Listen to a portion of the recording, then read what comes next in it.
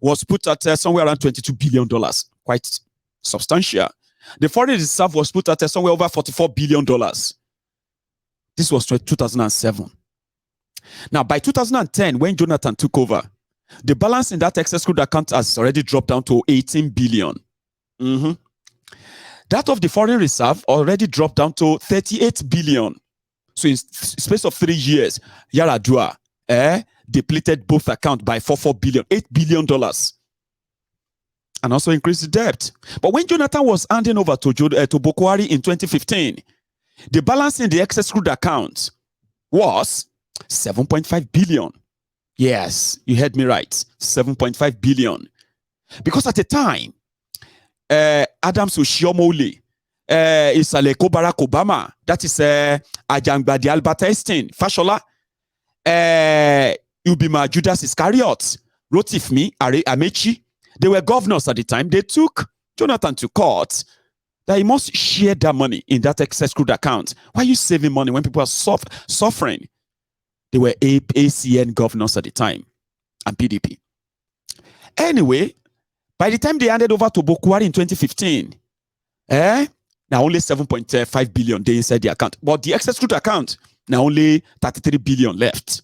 Which means, in a space of 5 years, Goodluck Egbere Jonathan depleted his government and all of them.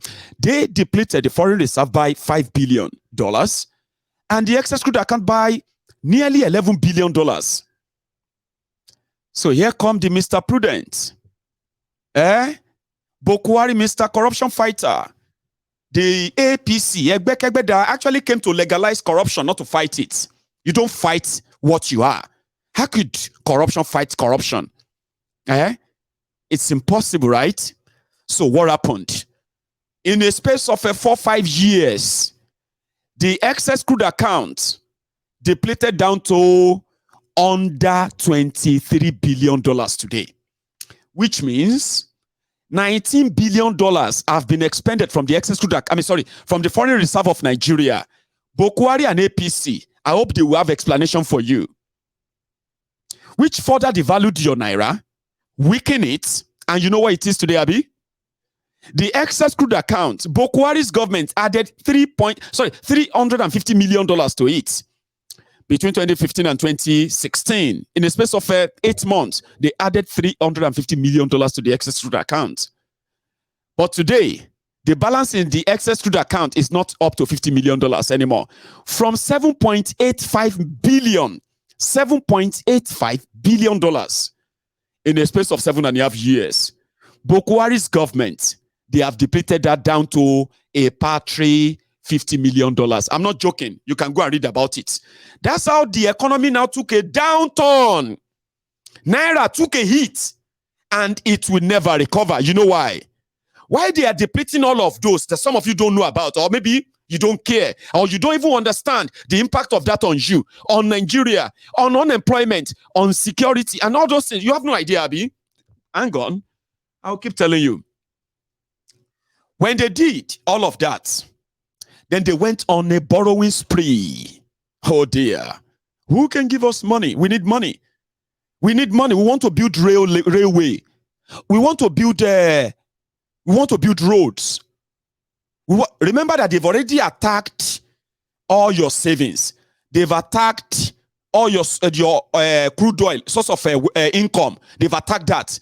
Now all that is left is tax. How can we tax people that are not working? How can you tax businesses that are not profiting, that are folding up? So that was when unemployment started also crippling. That's also another story.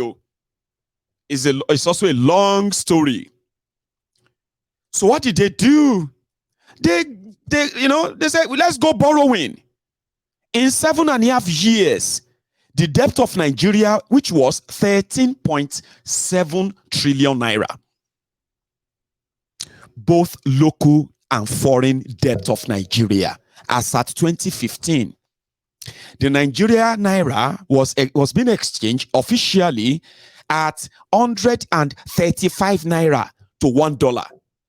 The black market, they were exchanging $1 to naira for 199 naira to $1.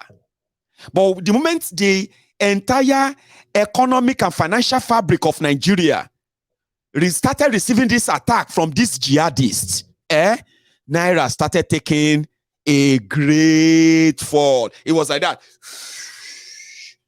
Everybody is waking every day to say, what is Naira today? What is Naira today? What is Naira today? 500 DK, 600 DK, 800 D. Wala deo, this and that. You know why? When you go borrowing, my grandma say you go sorrowing. They kept saying Nigeria can still borrow. But when you are borrowing to steal, when you are borrowing to mismanage, listen to this. They go out to borrow, right? And say, oh, we want to build railway. Oh, how much are we going to build the railway? Oh, we're going to build the railway for $5 billion. But the same railway or the same rail line or the same rail system was built in another country. That same one you want to build, they built this or even better one. They built it for half the price of the one you are budgeting. And they will say, well, that's how much the budget. Sure you get after they party. Then they will go abroad. They will say, okay, borrow us this money. We want to use it to build rail. The Oyinbo will say, okay, this is the deal. We won't give you the money. We'll give you the expertise. Our people will build the rail. We will do this and that. So they'll make that deal. So the Oyinbo will bring their money.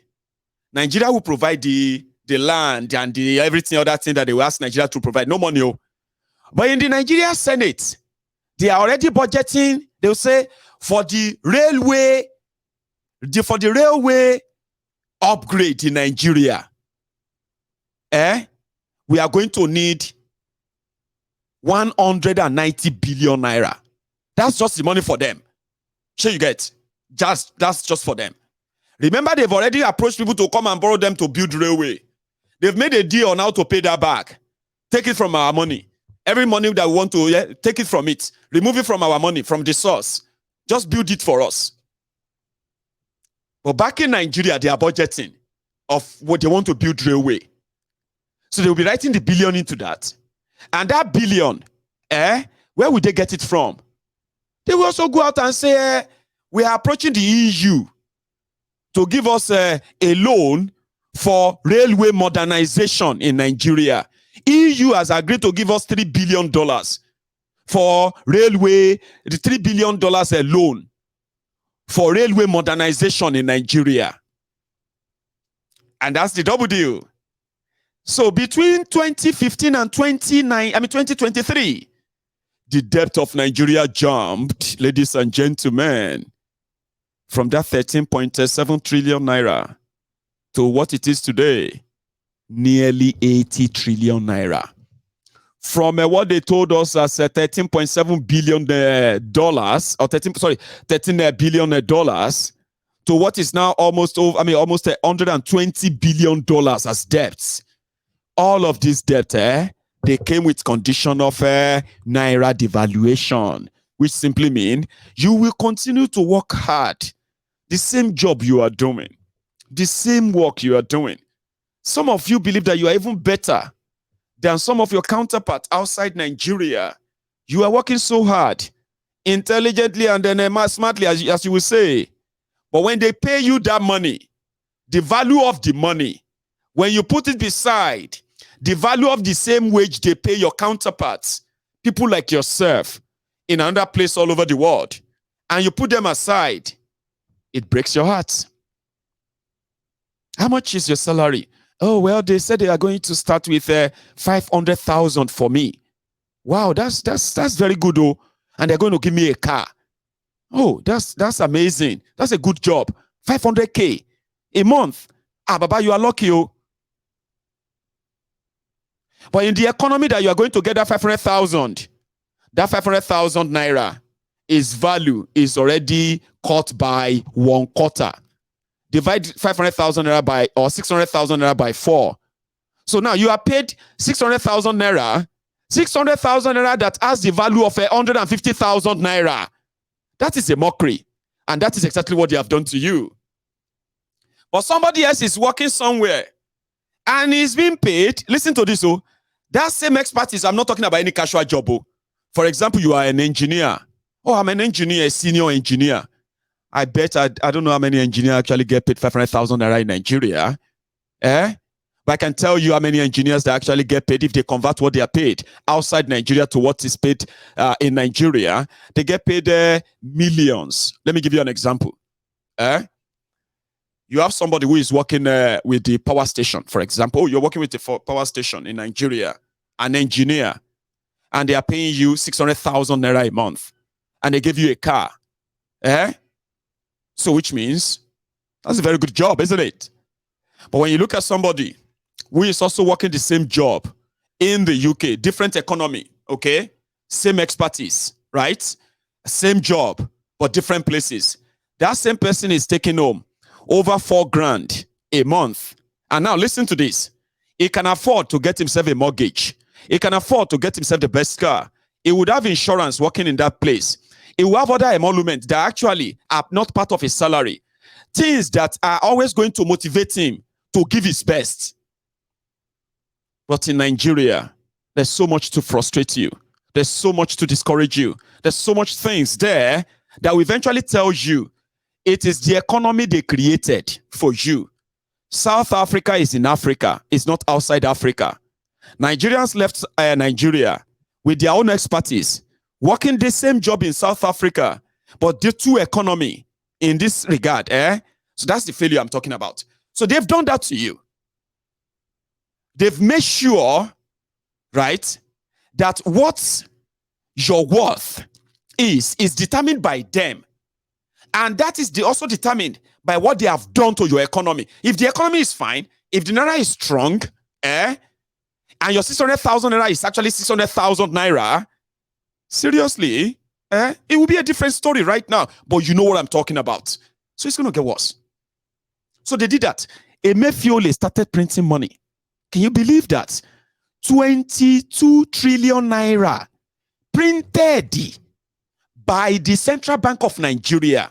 When crude oil no bring money enough, when your taxes no fit pay again, when they put all of that together and it's not enough, Emefiole started printing money for them to share so that they can pay salary, so that they can pay this or that, and they continue to borrow and continue to borrow. That is exactly what Tinubu is coming to give to you.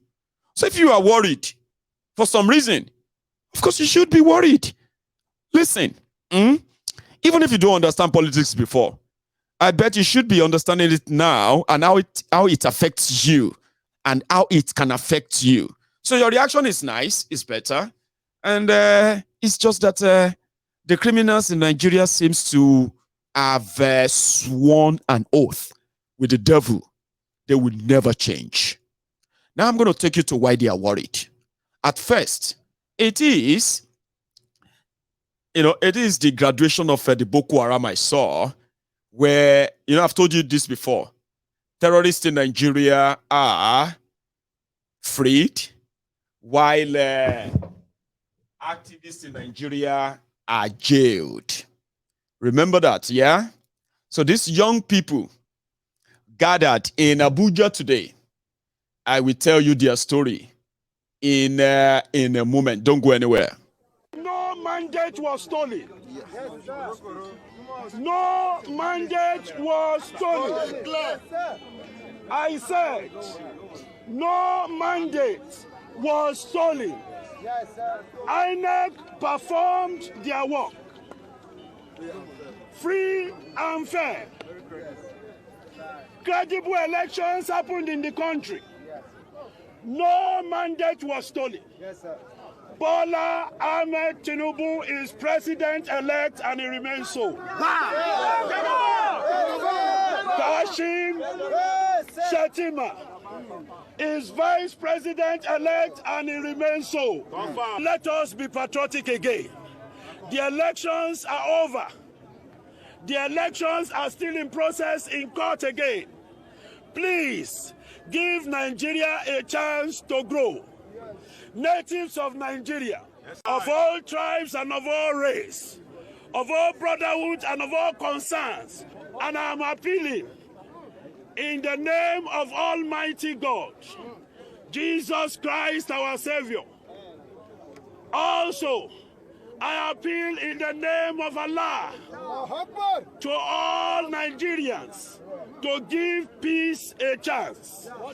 We cannot continue to be protesting on the street.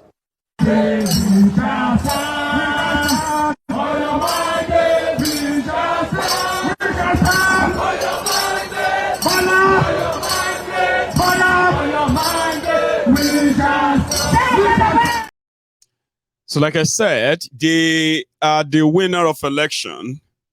And as you can see as well, this is what we have reduced our youth to. These guys are defending what is so precious to them.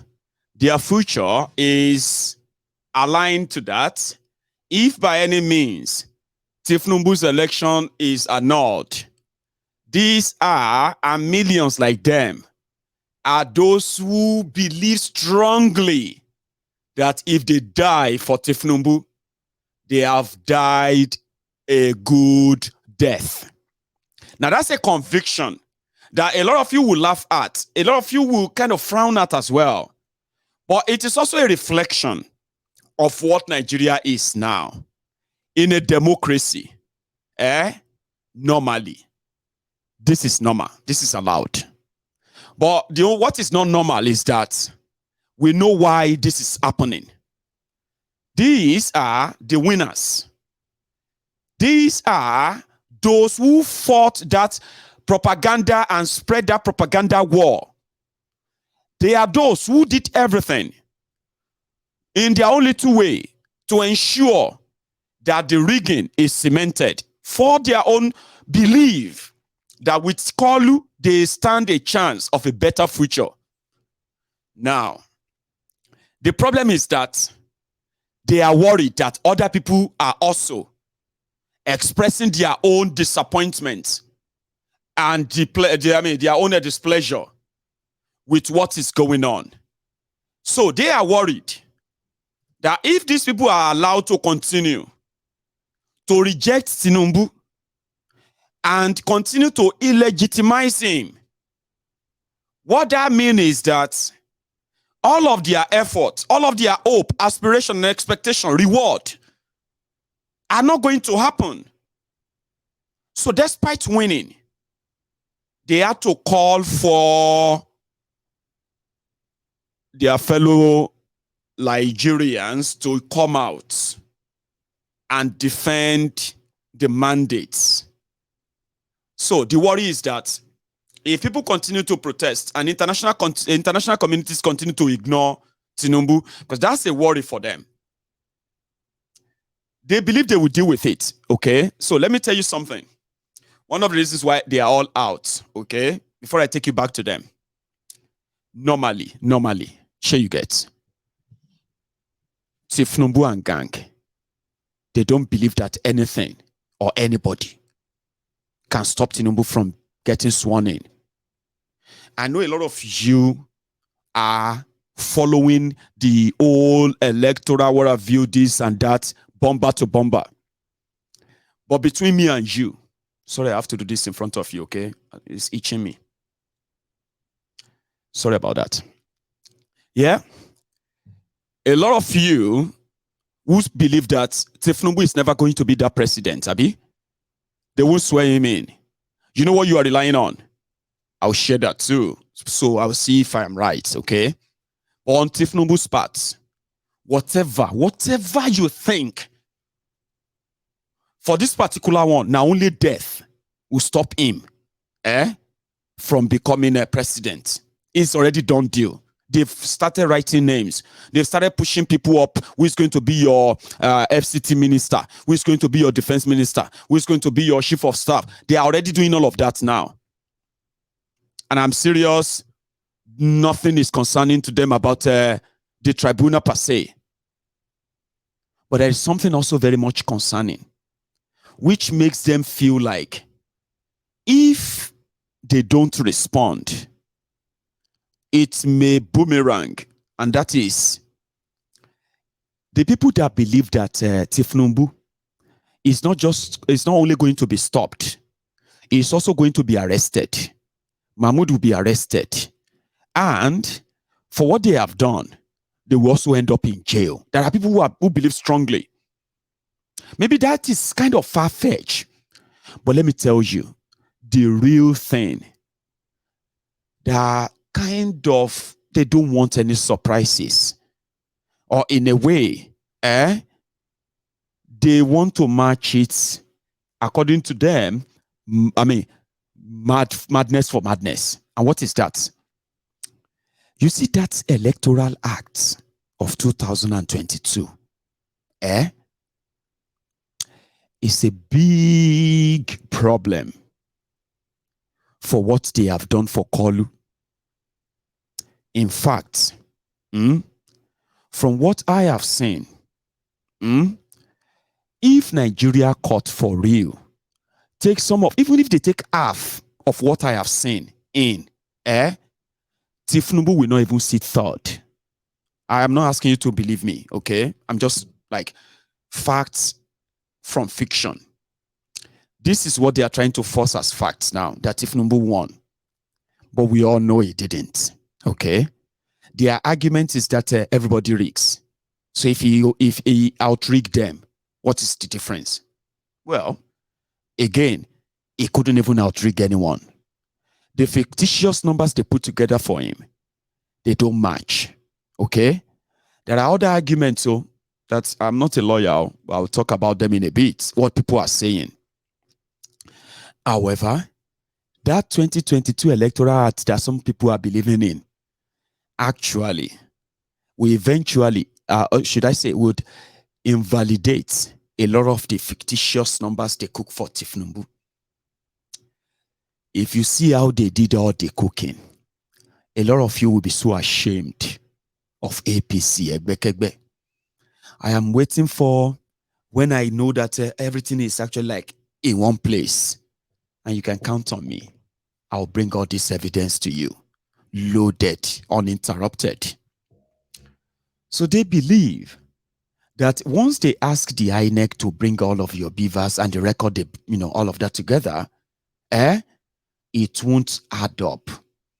And if it doesn't add up, with Obi bringing Tinubu's drug conviction in America, bringing other things like his falsification of his age, submitting forged documents like on his education, his age, his birth certificate, and every other thing like that they are bringing up. This time around, according to your Electoral Act, Tinubu and Shetima, they should not even be in anywhere near any polling unit or any election at all without being supervised. That's how much they should not be seen around.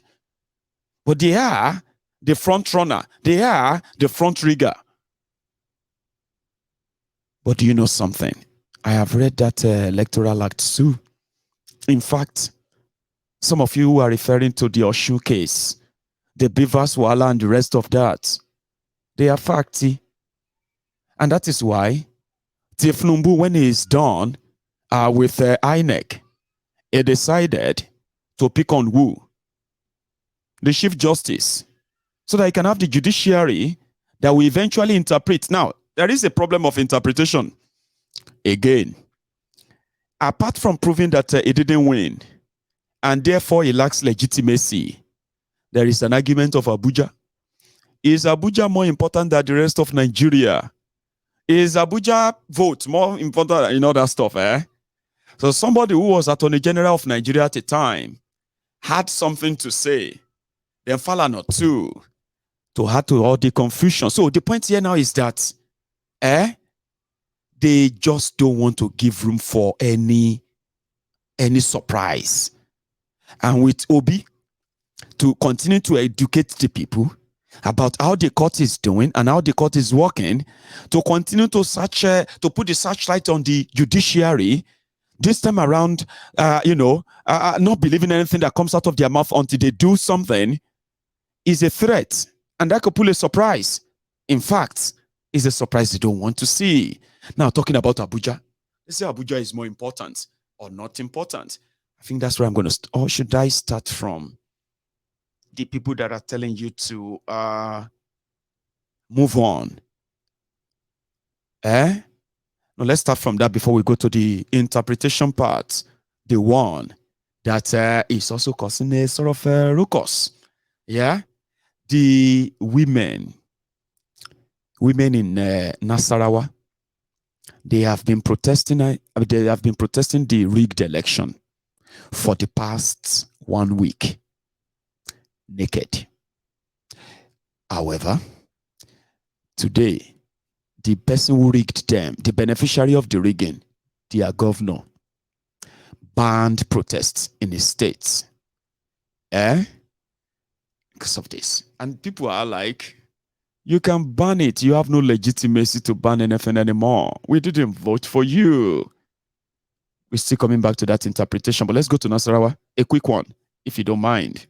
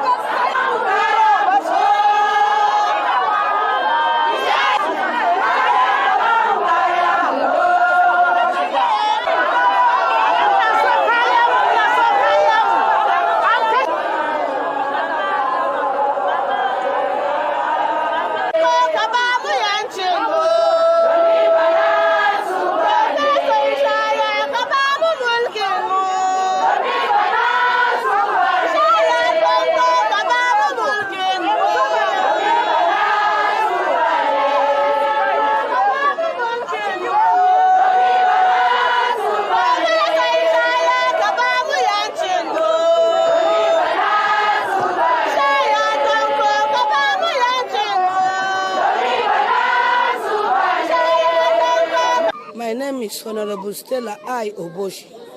Just like you have just said, I appreciate God for the opportunity given to me to speak on behalf of the women that you have seen here.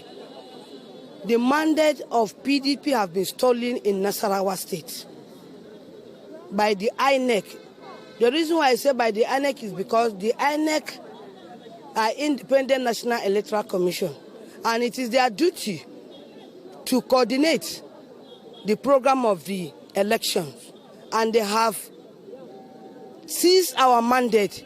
It is David Martin Mbugadu that won the election, but they later announced a different person that is the winner of the election. That is why these women have turned out to show their concern, and our outing is for a peaceful demonstration.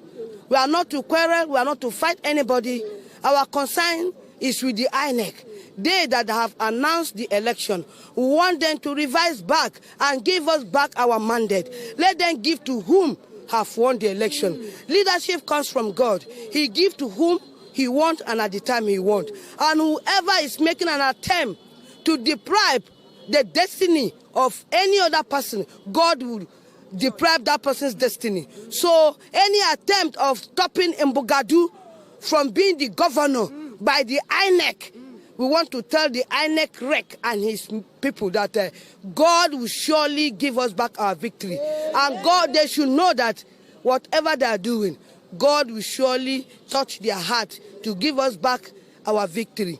And in addition to that, the reason why we are so sad is because election that was conducted with the same beaver, with the same accreditation, at the same date, from the unit to the ward, from the ward to the local government, before that of the House of Assembly, should be announced before that of the gubernatorial. But to our surprise, election was conducted and that of the governor was announced before that of the House of Assembly. After 2 or 3 days, they said the election is inconclusive. Until we march to the INEC office to demand why is it that the two local government, the two wards, Gayam and Chiroma, should be the ward that will determine the 13 local government election. And why is it that that of the governor was announced and that of House of Assembly, they said inconclusive. Then automatically the election of the governor is being rigged.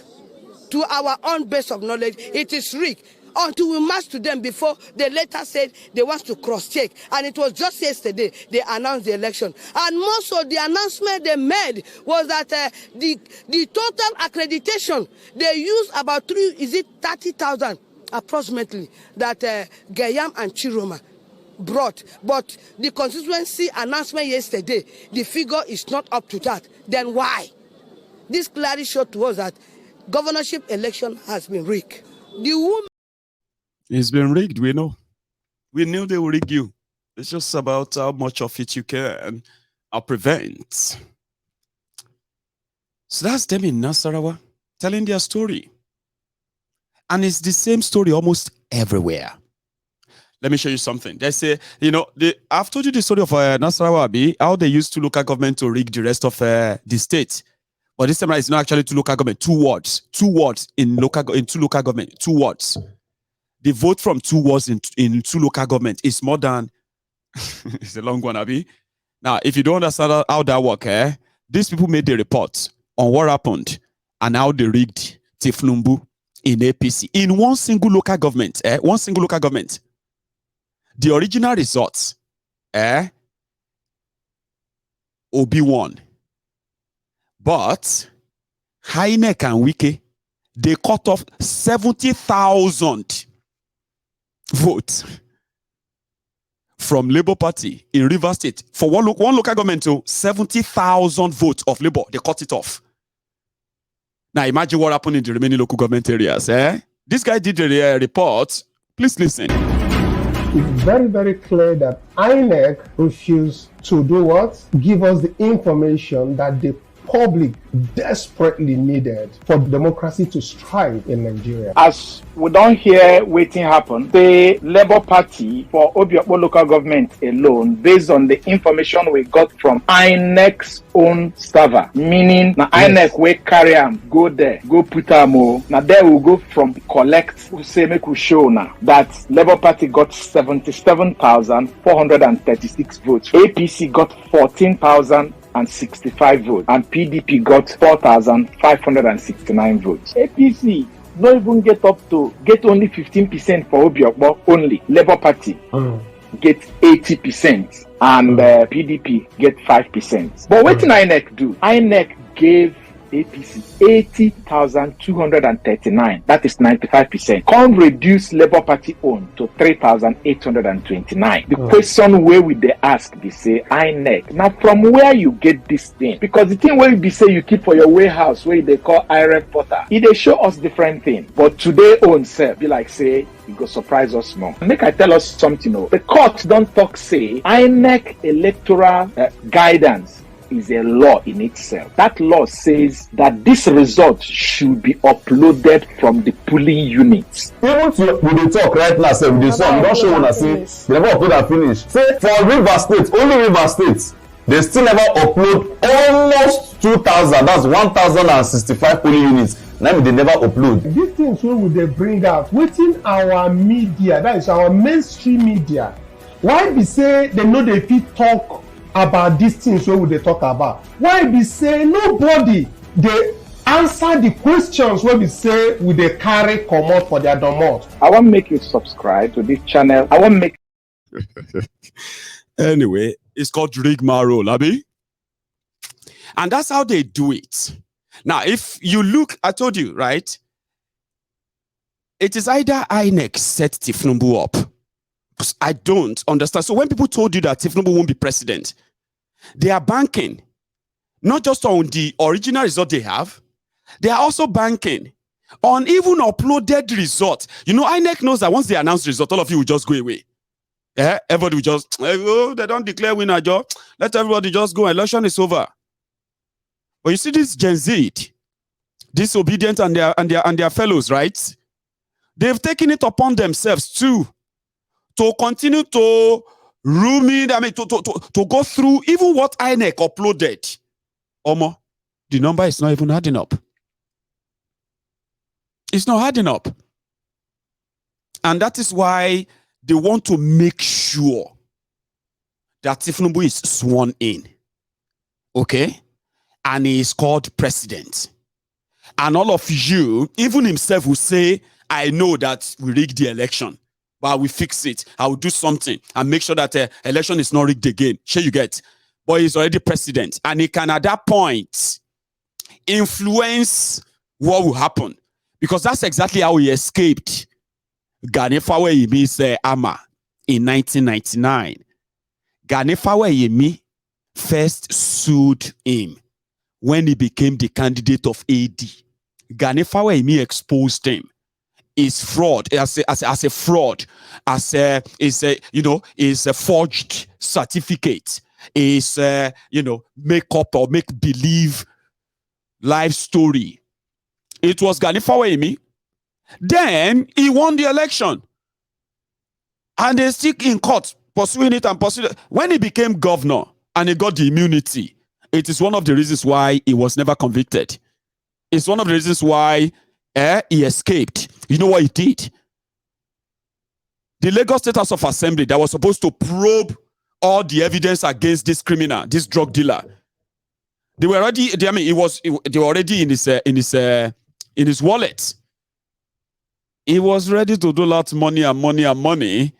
They gave him a pass of a vote of confidence, not a vote of no confidence, a vote of confidence, and they defended him. And that's how he started surrounding himself with people of questionable characters. People that can't question his criminal past because they are criminals themselves. How do you go to Tinubu and say, sir, I want to know, is it true that you are a cocaine, you are a heroin, dealer at the social time? When you yourself is a convicted money launderer or fraudster in America. So won't you just be like, spread the call? You will defend him. That's how he started building people around him. So he's going to get that immunity. He's pushing it. Just 2 more months. 2 more months. Let's continue. Just 2 months. 2 months. After that 2 months, I'll be president, and everybody can then go on. We can drag the case forever until they are tired. Sure you get. And a lot of you are also relying on that. It's good. Some now said, say Abuja. In fact, hang on. Before I take you back to Abuja, okay? So as it is rigged, so people reacted like this.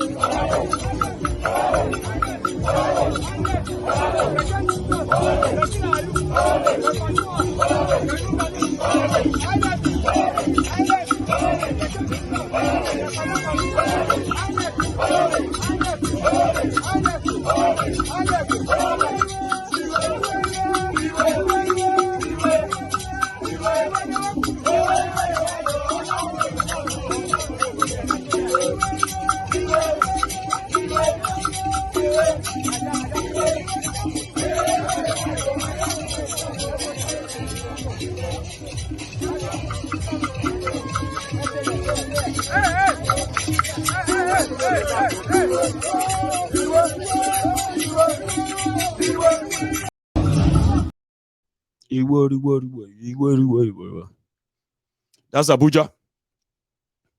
So people are reacting. Of course, I agree. INEC didn't act alone. the people also helped INEC to complete the rigging.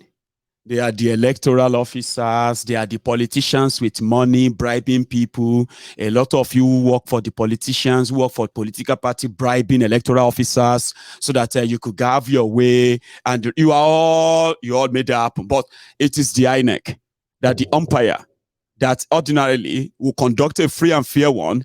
And wherever there is any reported incident, what have you, there should never be any result announced. And if you don't have all the results, you shouldn't announce a winner. Is that not what an election should be? And that's where INEC became a compromise. And listen, we are in an era where, what do you call it? Propaganda flies everywhere. And once you come across them, they get into your head straight away. Before I continue with that, what do you call it? The brewing wahala. Do you know that APC, Egbekegbe, that have not learned anything, that you can use propaganda to rig election and get yourself into power? You will not be able to rule the same country with propaganda. And in fact, you won't be able to unite a country that you rigged yourself to power through propaganda and division and divisive rhetorics. When you talk down on people, they are expected to speak back. When you now get your propaganda to the point whereby people are being attacked because of where they come from, then you would expect people also to react. You know that over time, a lot of these Lagos Abobakus, they have tried to blackmail a lot of us. They were questioning why we don't have loyalty to a drug dealer, a drug and a money launderer, a criminal, political kleptomaniac, Tinubu, that as Yorubas, that even if we don't like him, that we should always support him. This kind of a slavish statement, they are not just annoying, they are insulting. But it's a pure blackmail. When people say, of course, nobody is good, nobody is bad, Tinubu is not that thing, but he's a Yoruba man, he must be supported. It is not just annoying, it is very, very insulting. But when they now go further to say, you are defending Igbos, you are defending Igbo against your own brother, instead of you to rise up and defend Yoruba. And their own defense of Yoruba is what? To be a bigot that wishes death upon the people they don't like. Not because they have anything against one another per se, but because their political criminal leader told them it is the right thing to prove that they are indeed Yorubas. The Igbos, they always support all their leaders. They will always defend all of their own people. It's only you, Yorubas, that will always say, you think you are educated, Abi? You think you are woke, Abi? Every time, you'll be criticizing your leader, our leaders. You'll be doing this and that. That's a slave statement. Honestly, if people say that to my face, I may be moved to punch you, because it's like you insulting me to my face. But for the sake of my listeners, right, it is also a simple blackmail. There are no people in Nigeria today that actually takes their own political criminals to the cleaners all the time. Nobody does that like the Igbos. Nobody. And since last year, this APC, Egbekegbe, and their hired Oceans online, they've done everything, propaganda for propaganda, to make Obi, an Igbo man from Igbo land, who is contesting an election with a Yoruba man from a Yoruba land, and a Fulani man from Adamawa, another Hausa man from Kano. From last year, they have done everything to make it look like the Igbos have committed the unforgivable sin for even daring that they want to be president of Nigeria. And therefore, Whatever they see, they should take it. Whatever they get, they should take it. But what they didn't know is that the people who support Obi or who are shouting Obi, Obi, Obi, Obi, who are non-Igbos, they are more than Igbos that are supporting Obi. Don't let it shock you. Do you know why some of them are currently in danger too? They are not Igbos, oh. They are Yorubas. They are Hausas. They are Fulanis. They are Ijos. You saw them everywhere. Yeah, they are everywhere.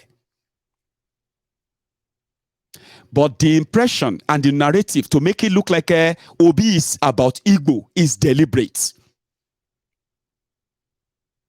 And for those who are like Obi supporters who are Yorubas, do you know what they call them in Yoruba land? Omoale. By this minute number of miseducated Yorubas by the Tinubu and gang. So, when they try to pop up Yoruba versus Igbo, you can see through the hypocrisy. You can see the hypocrisy through them. And you just be like, oh, so we are all Yoruba? But how come that some of us who don't look Yoruba enough to you, or who don't speak Yoruba enough to you, how come you think we deserve the same treatment? Because we are too soft. We should not be fighting for prosperity for Yoruba.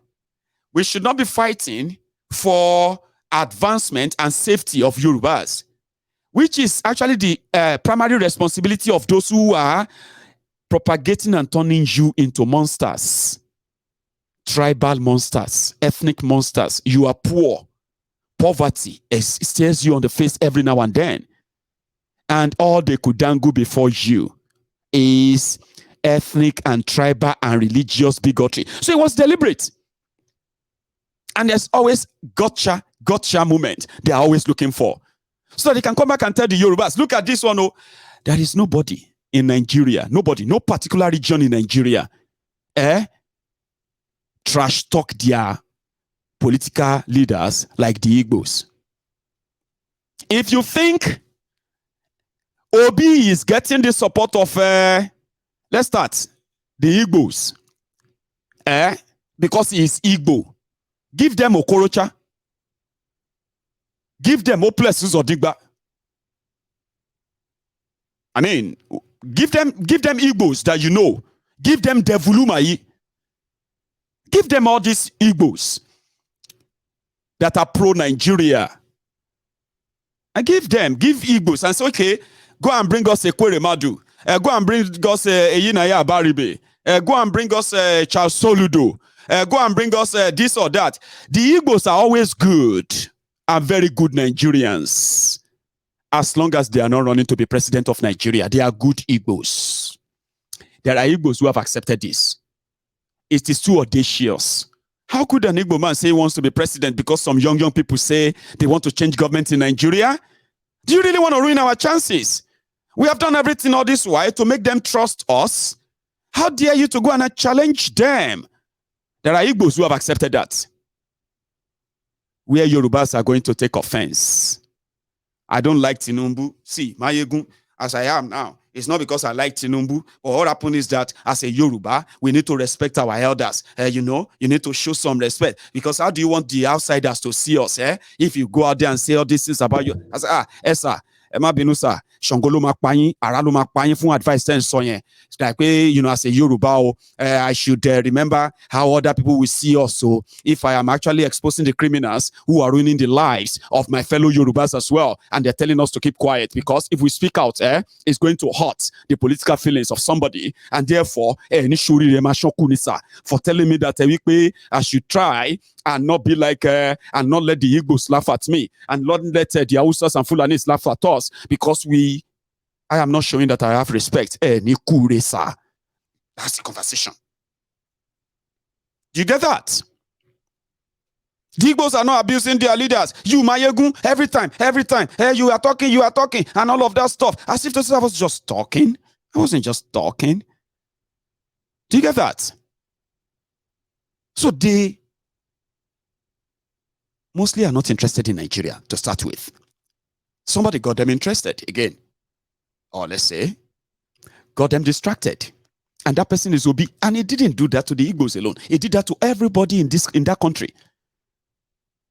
It triggered a serious tribal, ethnic, and somehow the Lagos that was supposed to be the center of excellence became the capital of thuggery. Listen, center of thuggery. Say Lagos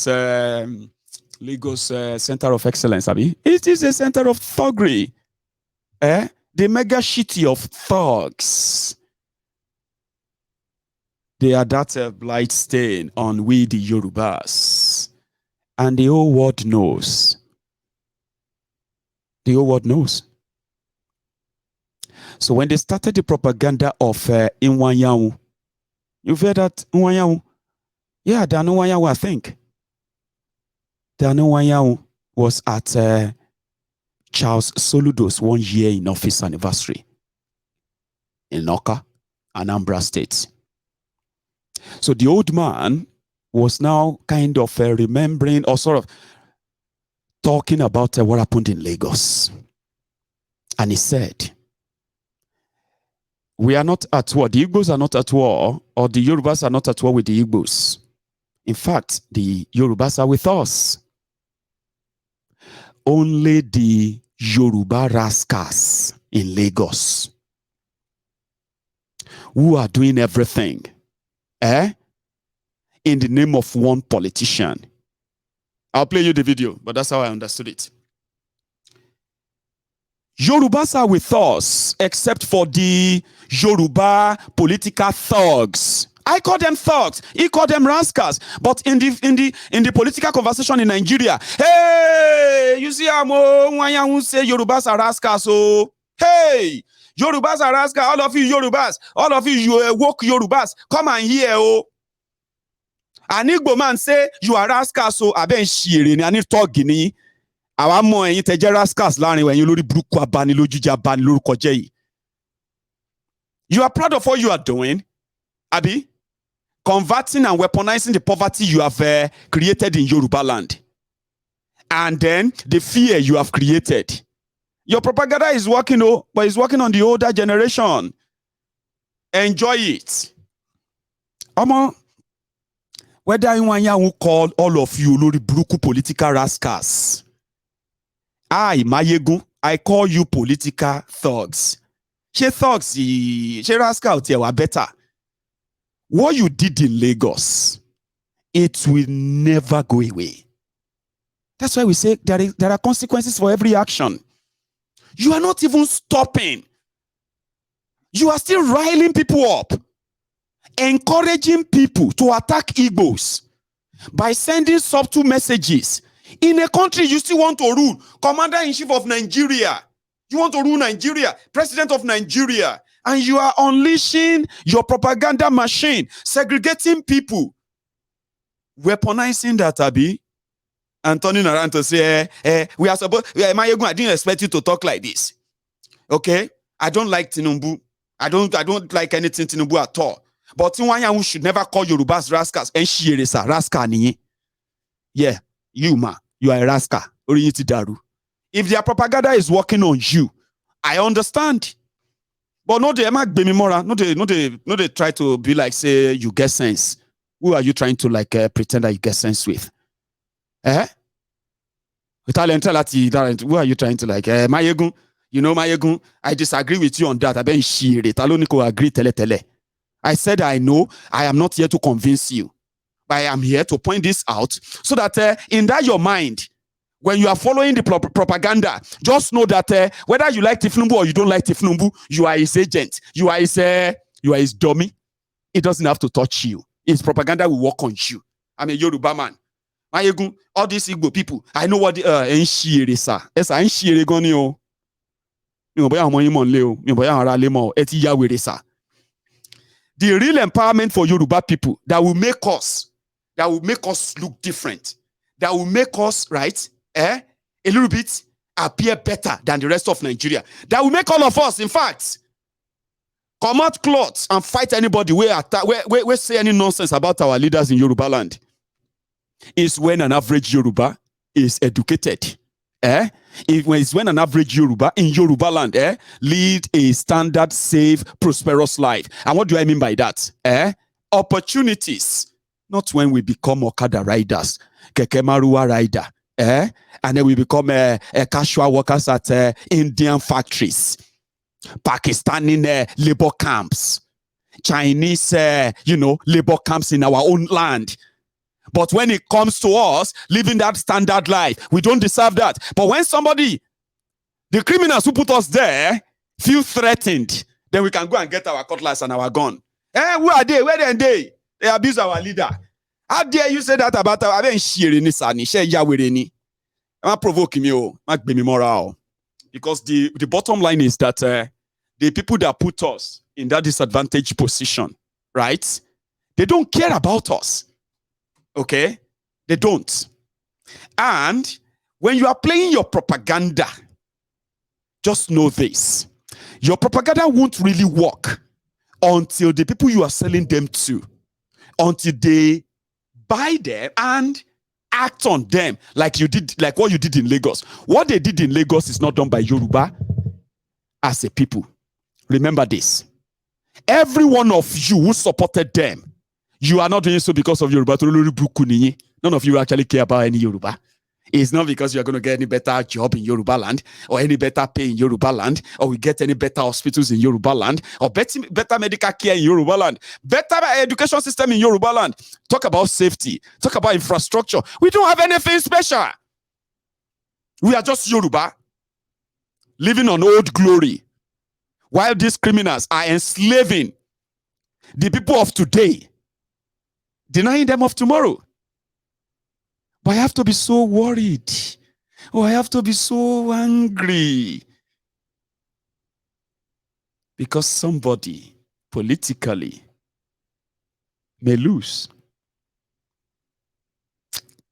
No, that's not how it works. Life doesn't work that way. So Iwuanyanwu was talking about what happened in Lagos. And I support the message 100% that all of you Olori Brukus that tarnish Yoruba image in Lagos, with all your tribal and then ethnic attacks on innocent people, even when you turn on your fellow Yorubas because they didn't speak Yoruba or they didn't look Yoruba enough, you shameless lots still want to turn to us and say, Iwuanyanwu insulted Yoruba. Ni kure o. But this is what Iwuanyanwu said. I will come back. Lagos to know that on Wednesday, I called a meeting of Organizing Council of Elders worldwide, and we x-rayed the events in Lagos. And I want to tell you that we have people who attended the branches in America, in Canada, in Europe, in London, and Nigeria. We have resolved, and I want those from Lagos to go home and tell those in Lagos, we have resolved that never again can we allow anybody to take the life of any innocent Igbo person. All of us are going to fight the person. We are going to fight the person. Never again. We are in Nigeria and we have invested in Nigeria. Our investments are so much. We are not going to take the question of people telling us to go. We are not going anywhere. And I want to tell those in Lagos to realize that there is no war between us and Yorubas. Yorubas they're just political rascals, and we are going to handle them. The elders have directed Secretary General of Igbo, Emuche, to set up a commission of inquiry to find out things destroyed. People are going to pay. In Lagos to know. The Yorubas are with us. We are not at war with Yorubas. What happened in Lagos? There are rascals. There are rascals. And some said that the video is doctored. It's like it's jumped and all that. Well, who cares? We heard him what he said. The Yorubas are with us. We are not at war with them. What happened in Lagos? There are rascals. And indeed, there are rascals. And you lori bruku abani loju je. Some will look at me and say, you this, Mayegun, you are this, you call me whatever you want to call me. You are going to live your life to realize this too. And you know something? It breaks heart so much that what you believe strongly, that's been a lie, if you live long enough, you live in that regret. And possibly a lot of people would have paid a lot of prices as well around you. And like I told you, the victims of yesterday, the survivors of yesterday are victims of today. You attacked people because of their political belief or because of where they come from. That's not Yoruba. That's un-Yoruba. That's rascal. And all of you, we now know, even in Yoruba land, you are not just a threat. Listen, you are not just threats to non-Yorubas. You are also threats